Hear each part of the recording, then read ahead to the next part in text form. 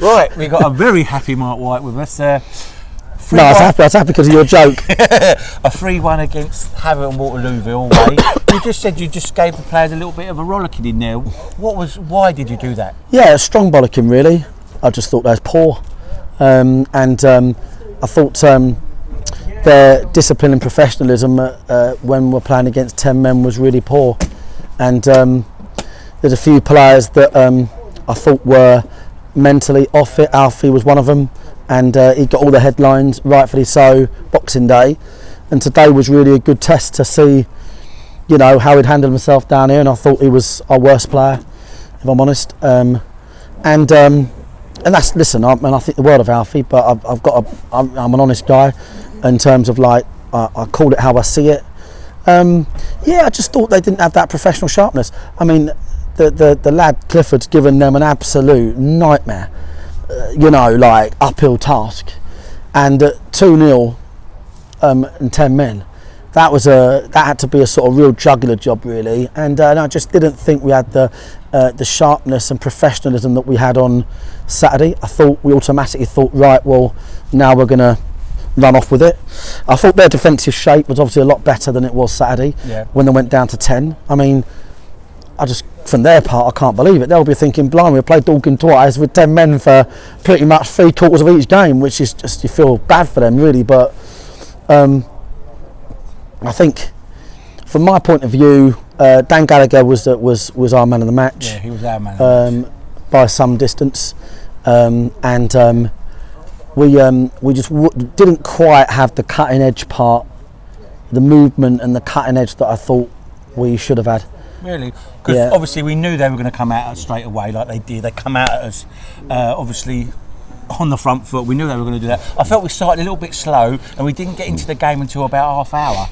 And they had a good opportunity to score Tommy Wright. But then once we got the 2 goals, I felt that we did manage the game quite well. Oh, we did. And then I say every week about these balls into the pocket. I say it every effing week. And I actually said at half time, don't do this ball. And don't give away small fouls.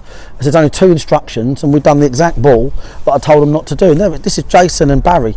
They're experienced players. They've got a massive overload. They've only got to go sideways. Yeah. And they're trying to play in a pocket. It's like, come on, engage. And we've given them a real opportunity. Got the fans that got behind them. And you're thinking, come on. I mean, I feared for them if they'd have got something out of this game after that mistake, because I was fuming on the side. But I don't want to be disrespectful to the rest of the lads. I thought, quite a few of our boys had great games. Oldacre wasn't going to leave him out there on a yellow, playing in that role. He's the sort of last man of defence in midfield. Wasn't worth it. I thought because they were down to 10, the obvious change was to bring Bobby Joe on. He's going to travel, going to use the space. So the changes were the right changes at the right time.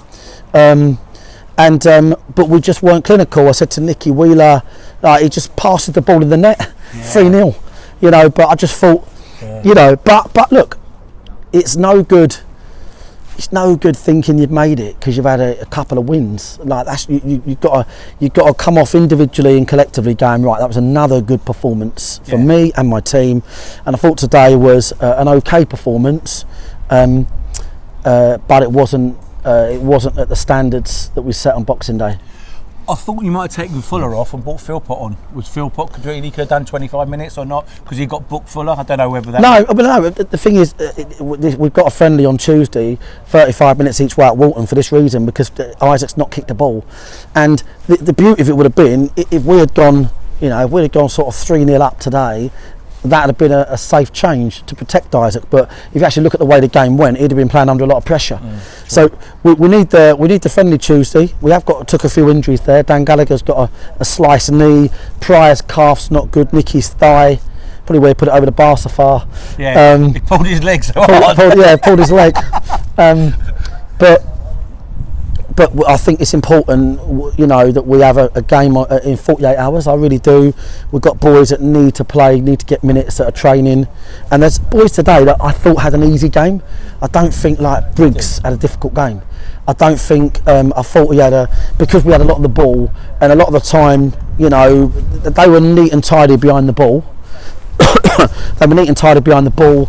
So sort of, wingers and strikers were sort of like, their runs were sort of stop start. So, and that's why Jason was coming in for that little pocket ball. Do you know what I mean? So, look, I thought we could have been out of sight, but we're going to be grateful for the fact that we've done enough to beat them. Not sure what the score was when it went down to 10. It wasn't. It was 0-0. It was all happening in 6 minutes. Right. He got sent off, and then we scored in the 36th and 38th minute. Okay. So, okay. Yeah. Listen. So, for me, when a team goes down to 10 men, you should always win the game. So we did, and you know, just want to sort of say thanks to the Hawks fans for coming here today. Thanks for all of our supporters for coming here. I believe our supporters have been filling up the buckets for their boy that needs an op, Magri, which is great to hear, and we have had a lot of praise for that. But I think both sets of fans were good across the two games. It was nice to have a festive fixture against a club like this. We feel privileged. We are a small club, and we feel privileged always, you know. Yeah. And really now we just take our eyes off of league tables and stuff, and we've really got to do more of a roll call and see where we are, really get ready for Braintree Saturday, just one game at a time. Yeah, so we've got obviously a full week of training. Great result over the Christmas period, 6 points, which you couldn't against a team of this calibre as well. We've got to be well pleased with that. And then we've got Braintree on Saturday, and I'm not saying it's a must-win game, Braintree, but after all this hard work that we've done, we don't want to do silly things at home, do we? Yeah, but I think the thing is you're more susceptible to it because, like, the higher you are at the table, the more people focus and plan the match. The more they get in your face, the more they plan it. Like that's just football, isn't it? Like we've had it for years, and that's why I want to make sure the standards are really, really professional standards are good. But I was pleased when Bobby Joe went on today. Done well. His professional standards were good. That's what we're looking for. Boys that keep it on script, do what we say. So yeah, I think. The players that won the last 4 games have done a good job, but now we'll probably be looking at a new set of players in terms of within the squad. We'll be looking at Tuesday night, we'll be looking at training Thursday, and then thinking, right, actually, who's ready to go again? Is the friendly at home or away? Away at Walsall. Oh, sorry, it's away. So, and the supporters can go, can they or not? Yeah. So the supporters can go as well. So, do you want another table or not? League table, or you're not in? Tell me, Gaz. Mason won today, so they go top. And we move one space up to 4th, so we're 4 points behind them with a game in hand. So there you go. Good, well done. We're not halfway through yet, are we? Next game will be. Yeah, well done to the lads, mate. Cheers, mate. Have a safe journey home. Cheers, mate.